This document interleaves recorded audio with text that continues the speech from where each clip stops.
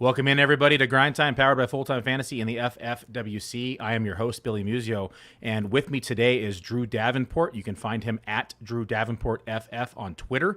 He is a member of the FootballGuys staff. He is an auction draft expert, also host of the Auction Brief podcast. So for any of those of you who are looking to get more into auction, including myself, make sure to follow Drew and give his podcast a look. He's also the Kings Classic Auction Draft Champion for 2020 and 2021, back-to-back champion. He's going to be returning this year to the Kings Classic, and he has been practicing law as a criminal defense attorney for 21 years.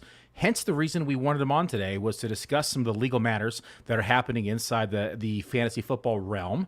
A lot of big names everyone knows. Deshaun Watson, Alvin Kamara, and Dalvin Cook will be discussed today. But before we jump into that, Drew, how are you doing, buddy? Welcome to the podcast, and thanks for joining me. Thanks for the invite. I'm doing great. Can't wait to get back and draft in Canton again in the Kings Classic. And we were just talking off the air. You're going to be doing the same thing this year, so welcome. Yeah, excited. My first year in the Kings Classic. I'm extremely honored to be even invited, and then just to be able to partake in all the events is another fantastic event put on by Bob Lung, who does an outstanding job for the FF Expo in Canton. I cannot wait to get back this year. I had a blast last year, and excited to meet you in person. Excited to meet some of our other fellow Twitterans. Is that a word? Twitterans? I think you made that up. The Twitterati. The Twitterati, yeah. So excited to meet all of our folks on Twitter over in Canton. It's always nice to put a face to the name and to get to know people. So without further ado, let's just jump right into it. Let's talk Deshaun Watson's, the Texans, the Browns. Watson allegedly saw 66 massage therapists during a 2-year period.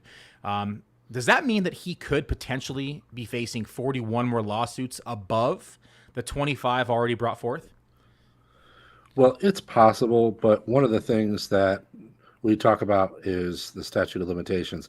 I don't know what it is on this type of claim, but I know that in criminal court, misdemeanors are typically 2 years, and I think that's the same way down in Texas. So we're getting to that point where I think we probably aren't going to worry too much about those other possible allegations. Having said that, nothing is set in stone. And in fact, one of the things that I've been waiting on is Busby teased the fact that maybe 2 more suits were coming. And that was several weeks ago. I check the docket regularly to see if anything else has been filed. Those 2 suits have not been filed yet. So I don't know what he's waiting on, or if the women decided they aren't going to do it. But it's always possible with that stuff hanging out there that something else can happen. I think, though, that at this point, it's fairly safe in assuming that if they wanted to get involved, they would have already. So I don't see that happening. So if it did happen, let's just say hypothetically it happens, would each allegation be a separate violation of the personal conduct policy, or would they all be tied into this original investigation? Yeah, that's a great question. I think it's probably separate, but I don't know how deep. And that's the big thing that we have to understand. We're getting a lot of secondhand accounts and maybe, sort of leakish type stuff. We don't really know what happened in that hearing room. It would shock me if Sue Robinson is leaking stuff. That's the hearing officer. So she's a former federal judge. We don't know what happened in there. I find it interesting that they only went to the hearing with 5 of the cases, because some of the stuff I read in my mind was criminal. And I'm not saying that we're going to avoid making sweeping generalizations. I'm not saying he's guilty. I'm saying the alleged behavior was criminal. And if there's similar type stuff in the other 41 or whatever that are hanging out there, I guess it would shock me if the NFL hadn't found that. The New York Times reporter found 66 cases. I don't know if the NFL went into all 66 of those, or if the NFL said, no, we're just going to look at the ones that were criminal complaints and civil allegations. I don't know what they did. So it's a hard question to answer. I don't really have a great answer on that. So last week, the Texans settled 30 cases. Does that affect the Deshaun Watson cases at all? Does it tell you anything about the potential outcome? It tells us just a very little bit. It does affect the cases, though. And I had somebody say right after I tweeted it out and said, potential hurdle for Watson is cleared. And somebody said, well, these weren't with Watson. And I said, yeah, I get that. I know that. But the point is, this could have been really messy. Yeah. And they're tangential. So even if they're not exactly related, they are related. And this could have got messy. And if these women were to come at the Texans and say X, Y, and Z happened, the Texans did what I've been saying all along. The Watson's representatives should have done. I said when these allegations came out last April, when they started to be filed, I said there's a way for Watson to thread this needle and still play in 2021 if they just get these cases moving, get him behind you. But he didn't want to do that. I could speculate about that. That's a different topic. Point being, the Texans did what they should have done, which is go hard at a settlement immediately and get this thing over with. And I think that could only be positive for Watson's chances to play in 2022. I don't know what that decision is going to come down at, and we're going to talk about that. But point being, I think that it removes a possible barrier where things could have gotten messier, could have stayed at the front of everyone's minds, and could have influenced the NFL's decision on what happens here. So to me, it's a positive. So what role, if any, then did the Texans partake in this case? So you look at it and say they're settling outside of court. They have these settlements. Does this show that the Texans themselves may have violated the personal conduct policy? I mean, owners and teams are usually held to a higher standard. Does that speak to maybe anything in the role in which they partook in? A little bit. And I want to go back to clarify. I said at the end of my last sentence, I said, I think that's a positive. What I mean by that is I don't mean it's positive that he can play. I know that there's a lot of opinions about Watson and what he's allegedly done. What I meant was it's a positive if you think, hey, can he play in 2022? That would go on the positive side of the chart. But anyway, yeah, so I think that this is a really interesting part of the case here that nobody's paying attention to when you're talking about the Texans' culpability here. There are some allegations that are frankly mind-numbing to me, that you could have $1 billion franchise and you're doing dumb things like helping him with writing up an NDA and there's just weird stuff that the Texans got involved with that I don't understand. And I think it was wise again for them to just hammer this thing and handle it and get it out of the way. Because I think that the NFL, you're referencing the fact that the NFL Players Association wants to come at the NFL with the fact that they haven't punished teams or owners when there's been pretty heinous conduct on their behalf. Correct. For their part. So, I think that this matters. And I don't know, this is a confidential settlement. I don't know what the NFL is going to be able to get their hands on. To me, I think that they control the damage at this point. I'm not sure I see a whole lot happening to the Texans here. Now, could this settlement offer maybe any insight into a possible reversal of the trade that shows that maybe they withheld evidence or bared evidence, information that was maybe withheld from the Cleveland Browns that would have helped them make a better decision in the Deshaun Watson trade? Or is this kind of just closed book, it's done deal, can't change? I believe in what you just said. I don't think there's anything going to change here. And I think that the Texans have talked about it. I think the league has talked about it. That's not happening. And the one thing that I've been saying on Twitter is, if you think about it like this, think about the argument that you would have to make if you were the Cleveland Browns. Like, hey, we knew about 22, but we didn't know about 26. Yes, or we knew about 22, but we didn't know about 66. Like, what does that really sound like? I don't know that you could go in front of a court and make that argument with a straight face. Like, hey, what the heck here? We didn't know this was going on. Like, yeah, you did. You knew who you were getting. You knew the allegations that were coming with them. Just because there's a few more, and just because maybe the Texans were involved or whatever, the point is the Browns knew it was caveat emptor. I don't think anything's happening with that trade. Yeah, I always tell people, they're like, oh, he settled 22 cases, but he still has 3 or 4 cases. That's a lot of allegations. He's got 4 still, yeah. On its own, let alone on top of the other 21 or 22 that were already settled. Like, that in itself is bad, let alone the extreme amount that were just settled. So I agree. I think it's probably case closed. I'm not the attorney. That's why I have the expert on. So for those of you who are just joining us, I'm here with Drew Davenport. He's a practiced law attorney of criminal defense for 21 years. He is the FF expert. Can I break in real quick there? Because what you said is exactly right. You've been hearing about Deshaun Watson for 15, 16 months. You get desensitized to the fact that if tomorrow somebody were to say, I'm not going to say a player's name because I don't want to start something like that. But if somebody were to say tomorrow, X player who you never thought was that kind of person had 4 sexual assault lawsuits against them filed tomorrow, you'd be like, whoa, 4? Like, holy cow. But we're desensitized to it with Watson. You're like, oh, he settled 20 of them. Yeah. And you're like, wait a minute. There's still 4. And I believe that those 4 are some of the most serious ones. And on top of that, there could be 2 more hanging out there. 4 to 6 is still a lot. So anyway, I just want to say that you made a good point there. So the next question is, this is just your own opinion. This is maybe not anything related to law, but does the NFL really want Watson suspended? I keep looking back, and we know that they're all about ratings. We've seen some of these big name players like Tyreek Hill in the past, who I thought was going to face a major suspension, kind of get let off the hook here. Do they just want it to appear they wish him to be suspended due to backlash, or is for him to be on the field more important for their viewership and their ratings? I'm kind of stuck between this rock and a hard place, because I feel like they let it go to arbitration because now it's like out of our hands. He didn't violate personal conduct policy. There's no suspension. That's best case scenario for Deshaun Watson. Correct me if I'm wrong. If Robinson says he didn't violate the personal conduct policy. Now, if he does, we'll get into this in a minute, but it opens up a whole nother can of worms. Mm-hmm. And debating upon what that ruling is, Goodell can overrule that. So in your opinion, does the NFL really want him suspended? Or do you think it is more about the appearance of them trying to, mitigate or control the opinion of others in relation to the NFL and the personal conduct policy? I know that this seems like a cop-out answer. I promise it's not, though, and let me explain. I think it's both.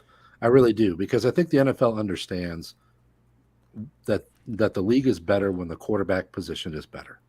And Deshaun Watson makes the league a better place. It makes a more marketable product to watch. Having said that, I've been saying this for a while now.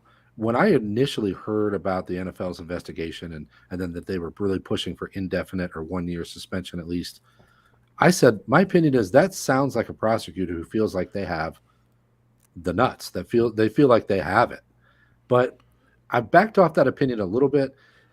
I think that what the NFL did initially was, and I think both things can be true here. Here's what I want to say. I think initially they did their investigation and they found all of these allegations and they thought, whoa, this is ridiculous. Like this guy needs to be checked. He's not admitting any sort of culpability for anything, any of his behavior, still is flatly denying it to this day. And so the NFL is thinking to themselves, we got a guy who has no contrition. We've got a pattern of conduct here. This is bad enough that we got to get out in front of us. I really think that they think that. On the other hand, I think both things can be true, that I don't know that they're able to prove all of that stuff. And a lot of what these cases are coming down to is testimony alone. And that's okay, because a lot of people say, well, there's no evidence. Testimony is evidence. So testimony is allowed to be used. And if it's credible testimony, that can still have an effect. But the point is, there may be both things going on here, that the NFL knows who he is and what he's been doing, and they were rightfully appalled by it. And at the same time, they may not be able to prove it's a violation of the conduct policy. So I think that they're fine with their foot in both yards. I think they're fine straddling that fence, because they're like, hey, we pushed hard. We knew what he was. We pushed hard for this. But hey, we went and tried to prove it and we couldn't. And, Judge Robinson said no. So what can we do? And now he's going to play. Make sense? 100% makes sense. And so there was a quote here by another attorney that I follow on Twitter. I think it's Daniel Wallach. He is I think he's a gaming law and sports betting attorney. And here's a quote I want to read here, and I want to get your opinion on it. He says, if once Judge Robinson gives a ruling, Roger Goodell has the ability and discretion bargained away to him by the Players Association to modify that discipline based on the evidentiary record, meaning he can impose any level of discipline he wants without owning any deference to Judge Robinson's findings. Is that accurate? I don't believe so. Okay. I know the gentleman that you're talking about. I think he's a smart guy and he knows what he's talking about. I don't think that's a correct interpretation. And here's the thing. Nobody really knows. We're trying out this new collectively bargained process on one hell of a case to try it out on. Like, this is crazy that this is the case, because I don't know that we've ever seen a case like this before. We may not ever see a case like this again. So the fact that they're having to cut their teeth on this particular case is kind of wild. But put that aside. My interpretation of it is that I believe that she has to journalize, and that's just like a term of art, but she has to put in her judgment entry, she has to journalize what her finding of fact is. And so I don't believe that she can say, hey, here's my finding of fact, therefore 2 games or therefore 4 games. I don't believe she can say that, and then Goodell can come in and say, nah, it's a violation, full year or So let me indefinite. clarify too. Maybe this changes the opinion or your interpretation. Was that is only if she says that there was a violation of the personal conduct policy and that she issues, let's just call it 6 games. Now, on the other hand, if she states that he did not violate the personal conduct policy, that's when Goodell cannot intervene, I should say. Right. Does that change your interpretation? Not really, because so you're absolutely right about the fact that if in her finding of fact she says there's no violation, that ends it. It's over. Yep. He can't Best case do scenario. for Watson for 2022. That's his Correct. best case scenario. So if that happens, then he has no say. That is correct. But I believe that still in her finding of fact that he has to then be bound by that finding of facts when he's deciding what punishment to impose. So my opinion is that if she says, hey, this is a minor violation, it's 2 games, he can't swoop in and go, nah, that's 8. I think he has to base his decision on that finding of fact. And he can say, well, with 3 minor violations, we still feel like that's 6 games, not 2, or whatever the case may be. He can make an argument like that. Or if she says, hey, there's a major violation, I'm suspending him 6 or 8, I believe that he probably has the power to make it higher. Correct. So I think that it all comes down to what kind of violation she finds and her finding of fact. But I believe he's more bound by that finding of fact than people necessarily believe. I don't think he can just willy-nilly come in and do whatever the heck he wants after she finds that he violated. Which seemed to be the way of the past, right? Prior to it was, and that's chiefly why I have that interpretation. Because the players pushed hard for this. And this was a big sticking point that not a lot of people, like lay people who follow football, realized. But this was a big sticking point in that last CBA was Goodell has too much power. We don't have due process. We don't have the ability to defend ourselves. He can just come in and do whatever he wants. So I don't believe that they just found this process where they go through Sue Robinson and then he still has that same power. Like they wouldn't do that. Why would you do that? Why would you agree to that? It's essentially the same system. So I believe that there's a limitation there, and that limitation is her finding of fact. Yeah, no more jury, judge, and executioner, correct? That's how I see it. I don't know if I'm going to be right on that. And frankly, nobody knows at this point exactly how it's going to come down, not just the decision, but exactly how the procedure's going to unfold. Maybe it's an imperfect system. Maybe it's going to work exactly how it's intended. I don't know. We're charting, or uncharting waters here. I said that completely wrong, but you know what I'm saying. And the best person that we can interview right now is you, and that's why I wanted to have you on, because like I understand a little bit about law, but I'm not the expert. You're the expert. This is why this is it's so intriguing to me to get the legal side of it, because all of the fantasy football players can speculate and look at prior cases and try to guesstimate what's going to happen. But to actually have someone like yourself on, break down the law side of it, as well as the new CBA, and kind of intertwine it all together, that's exactly why I wanted to have you on. So thank you again for coming on. So Watson's also threatened to sue in federal court. Now, this is the interesting part, though. Hasn't Deflategate cases from several years ago already closed the doors on their success, maybe possible success of suing?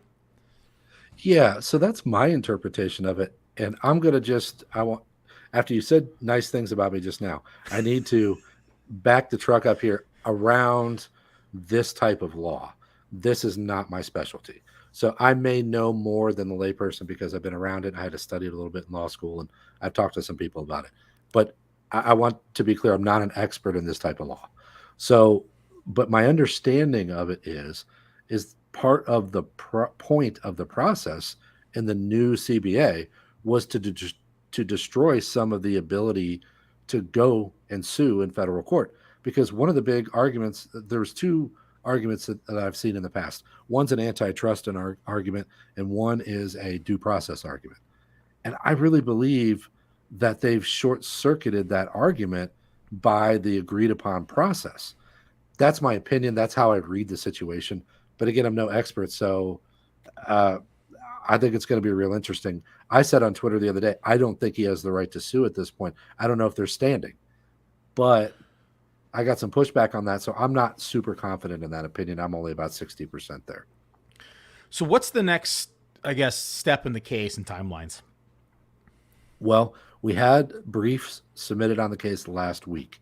They were due the week of July 11th. I've been speculating all along. This is not a hot take that they want to get this done by training camp. They don't want it hanging over training camp. They want to have the decision out and done. So I guess I'd be surprised if the decision wasn't out this week. As we sit here doing the show, it's Tuesday night. A lot of people have said, "Hey, the Friday news dump." That's very possible. I think it would be weird if she had this hearing, had all that time to look at the evidence, got briefs, and still couldn't get a decision out this week. It's a federal judge, though. They don't do things quickly. So maybe not. I don't know. Maybe she doesn't care about that timeline. But I just thought that the timeline was lining up to be, hey, we're getting the decision this week. So that's the next step, is hearing her decision. Then after that, we have to see whether or not Goodell has the ability to do anything, whether he does, and whether or not Watson takes offense to it and tries to go sue in federal court. My gut is telling me this thing is going to get settled along the way, and we're just going to end up right where we thought we were about 4 months ago, which is with about a half a season or something. But who knows? So I guess you kind of answered the next question: is what is the most likely outcome that you foresee for Deshaun Watson? Yeah, sorry I jumped your sheet there. Okay.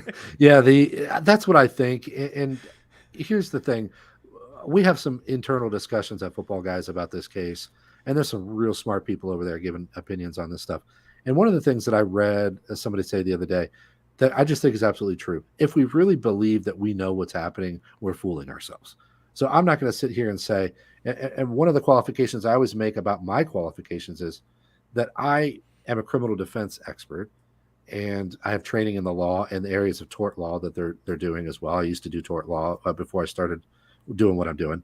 So I know that stuff well, but I am not an NFL punishment expert. And we add in the fact that this is a new process. I think anybody who says they know what's going to happen here is fooling themselves. Having said that, there are some developments that we can rely on that give us a little bit of just a flag kind of pointing us one direction. We had the leak, supposed leak from somebody, ESPN Cleveland, saying it might only be 4 to 6 games. We had the NFL admitting that they did not present any evidence of threats or coercion or violence. And we had them saying that they only, went with 5 games. So I think there are some things that are pointing us to be cautious of the fact that originally everybody said, oh, it's going to be a year. Oh, the NFL is pushing hard. It's going to be indefinite. I think we have reason to believe that maybe that's not the case. And it possibly comes down with a major violation. And if Watson decides, hey, I'm not, or tells the NFL, hey, I'm not going to sue, I think we end up in that range somehow, some way, right around that 8 to 10. I feel like the NFL would consider it a win if they got more than half a season. So I actually said 9 felt right to me, but yeah, 8 to 10. Okay. Final question on Deshaun Watson before we move on to Alvin Kamara. And this might be one of the more important questions for us football folks, but are you drafting Deshaun Watson in fantasy based upon all of the knowledge that you have in relation to his legal case? That's a heavy question. And here's what I'm going to say.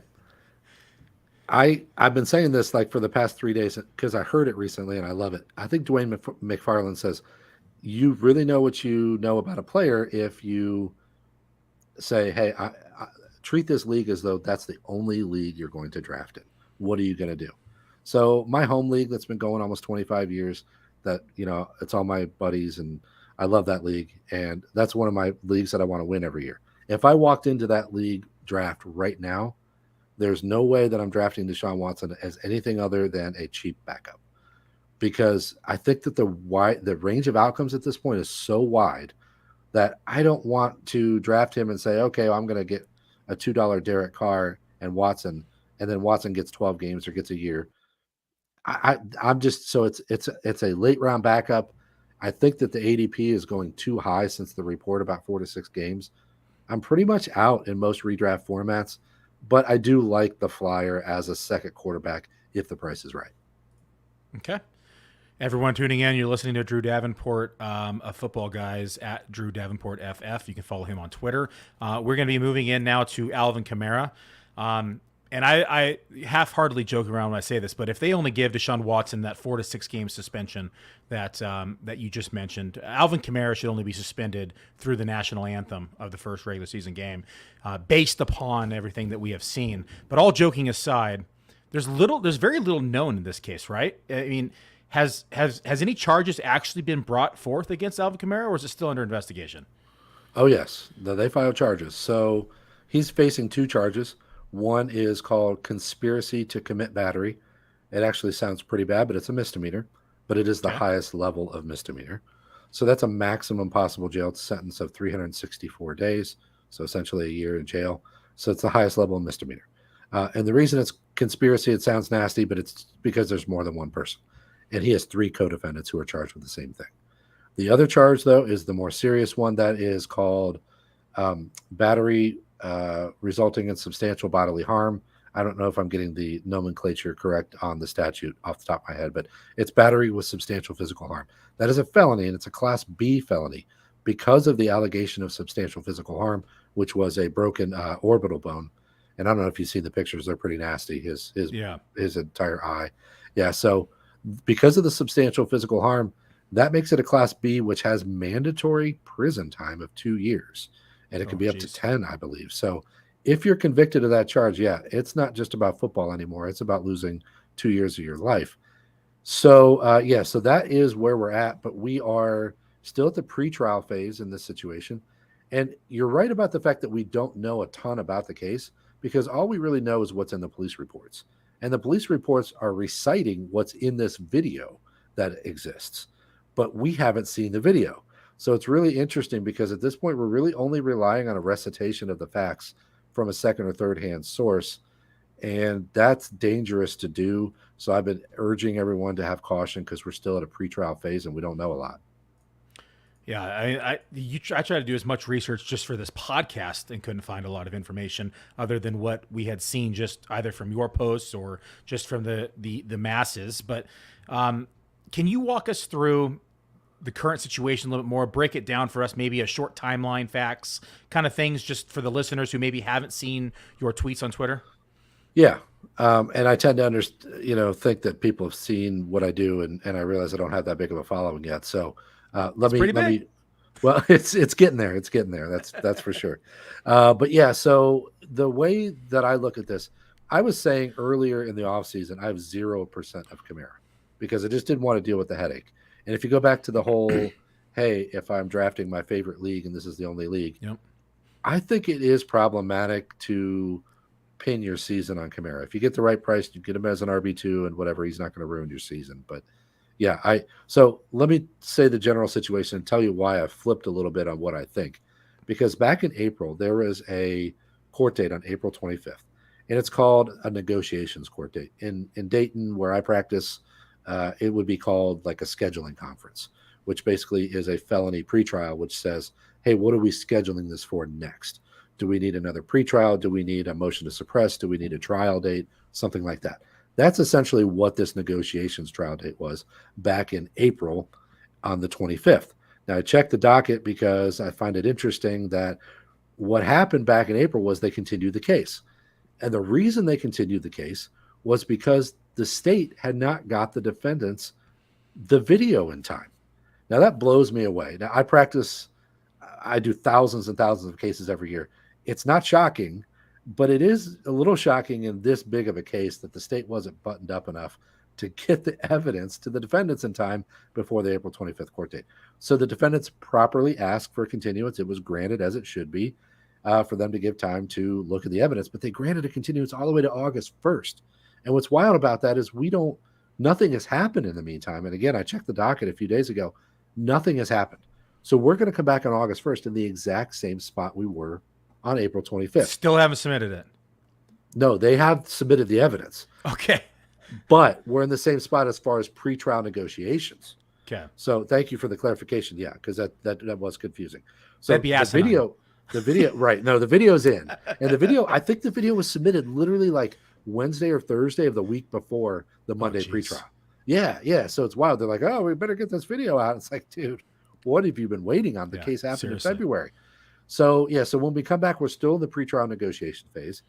And what I've been saying all along is the reason I've gotten a little more optimistic is because number one, the video hasn't leaked yet. So I would guess that there's some sort of behind the scenes order or mandate this video is not to get out. Or maybe even Kamara's team has even asked for it not to come out, and the judges said that's fine. Anybody who leaks this video, blah, blah, blah. So I don't know if that's happening or not. I'm taking a guess as to why we haven't seen it yet.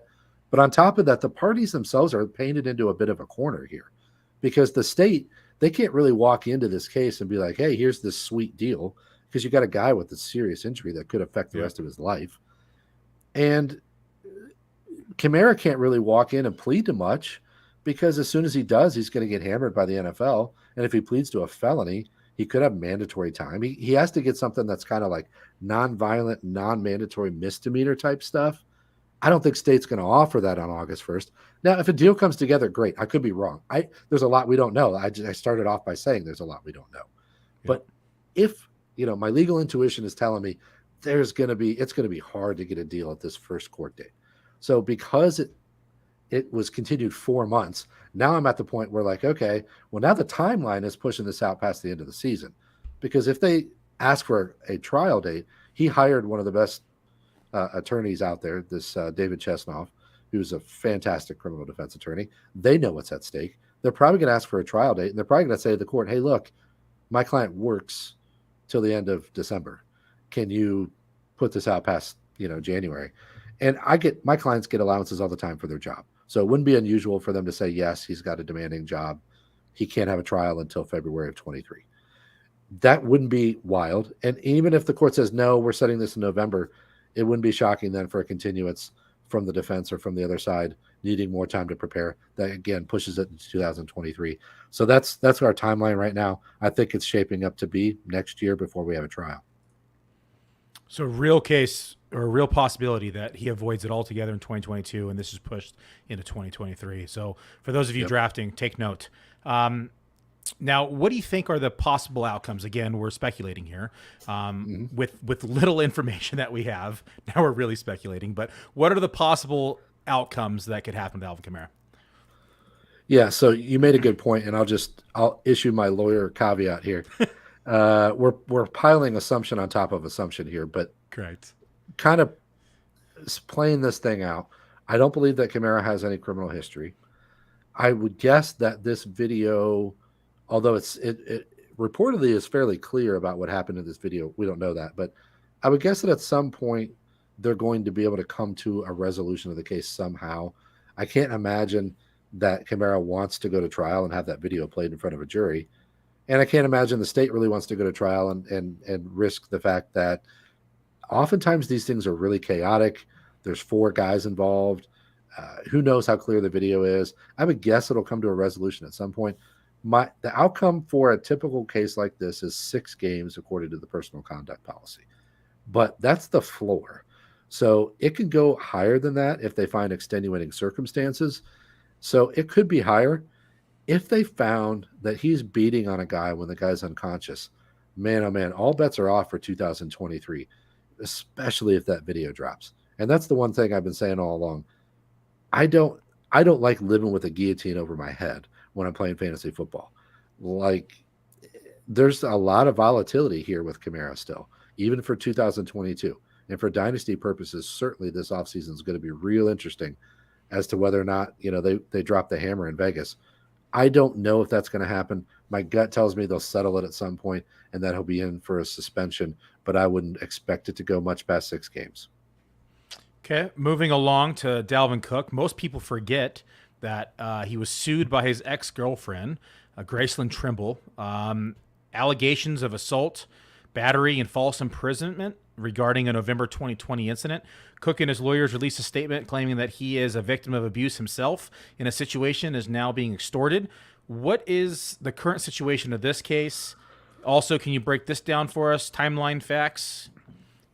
Yeah, well, that's a loaded question. So the facts are wild. And I don't want to sit here and it sounds like voyeuristic to say this, but like the Dakota County website has all all the complaints and the alleged facts if anybody wants to read them. But it's really too much to even say here on a show. I could talk for 20 minutes about the facts. So let me give you the super, super short condensed version that's going to leave out a lot of detail. But the allegation is that she came to his house at one point after their relationship had already ended. She says that he knew that she was coming. She flew from Florida all the way to Minnesota, says she's getting some of her belongings. He alleges that she came in through a garage opening and then still had like an opener of his and got access to the house that way. So he's saying clearly that she was not allowed to be in the house. She's saying, yeah, you knew I was coming. Apparently, the way that she describes it, there was like a 4 to 5 hour like reign of terror from him, abusing her, not letting her leave, taking her phone. At one point she states that she ran out onto the driveway, tried to flag the neighbors down, and he grabbed her and dragged her back inside. So it's a truly terrifying account from her perspective. On the other hand, Cook turns around and files his own counterclaim. And actually, he did a weird thing, and I don't know why. I'm not a civil case guru necessarily, but he filed his own suit in a different county while at the same time also filing a counterclaim on this suit. So I don't know why he did that, but from what I can tell, they're sort of ignoring that other suit until this one gets taken care of. But what he did is he filed a counterclaim for defamation and for some abuse that he alleges was directed at him from her. And I will say that I work with domestic violence cases every day. I'm usually in the position of defending them, but I'm sympathetic to the plight of domestic violence survivors. So I never would sit here and say lightly that, hey, this thing goes both ways, because I think that's cliche and ridiculous and out of date. But this case has a lot of facts being hurled both ways. There is an affidavit from, I believe it's his grandmother, talking about the abuse that she would give out to him in public and things like that. So this is an extremely messy case. And I think that's part of the reason why I don't believe the NFL is going to want to step in, because no matter what is actually true in this case, Cook masterfully obfuscated this situation by just firing right back with this counterclaim saying she did X, Y, and Z through the whole relationship. She's been a problem through the whole relationship. And if I were Goodell, I'd be sitting there saying, we don't have to do anything about this. We are not touching this thing. It's nuclear. And so at this point, really, there's not a lot going on in the case because there's been some civil case wrangling. Now, actually, on July 11th, they released a decision that had 3 findings of law that were somewhat interesting. Number one is that the plaintiff amended her complaint to ask for punitive damages. So she's trying to ask for damages beyond just actual damages, which is a fairly big deal. The second thing is that she wanted his defamation claim dismissed. The court said no, the defamation claim can go forward. So that's fairly important.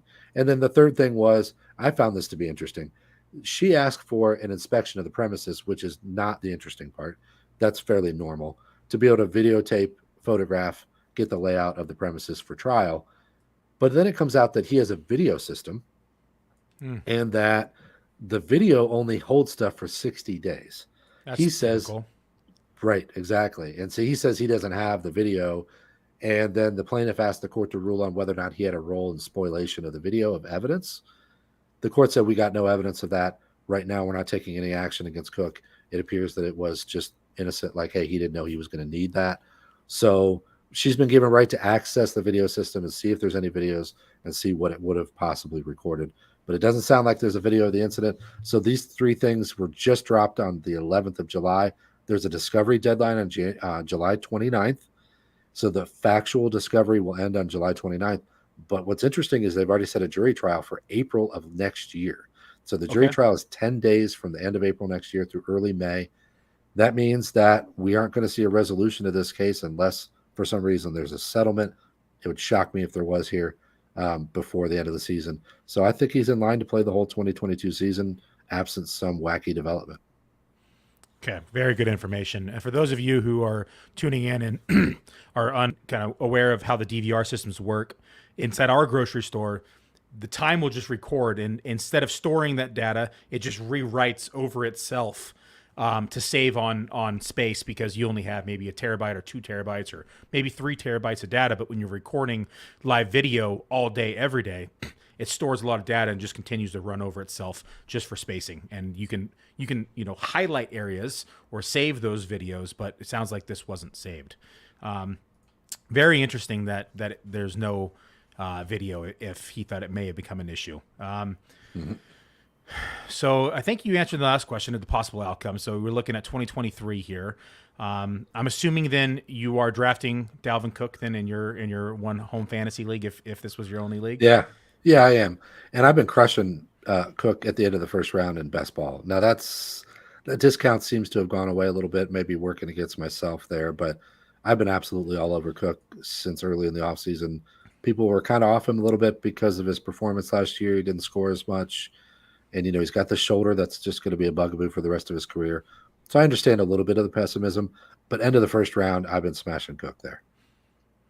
Awesome. Well, for all of those of you tuned in, this is Drew Davenport. You can find him on Twitter at Drew Davenport FF. It was a pleasure having you on today, Drew. I really appreciate your expertise in this matter, and for you to come on the show and to share your thoughts as a criminal defense attorney. I've been practicing for 21 years. Make sure to follow his podcast, host of the Auction Brief podcast. He's an auction draft expert. Is there anything else you would like to share before we end the show tonight? Yeah, I guess I'll give a plug to my TikTok, at Fantasy Football Lawyer. So I've been breaking these cases down over on TikTok too. Do we get a dance before you leave? Are you going to do a dance? No. Nobody wants to see that, man. Nobody wants to see that. Awesome. Well, thanks, Drew. Thanks, everyone, for tuning in. We'll see you back here. I'm on Thursday night with Jody. We're going to have the Grind Time podcast. And then we'll be back here Friday for the Red vs. Blue draft at FFWC. Thanks for tuning in, everybody, and we will see you all then.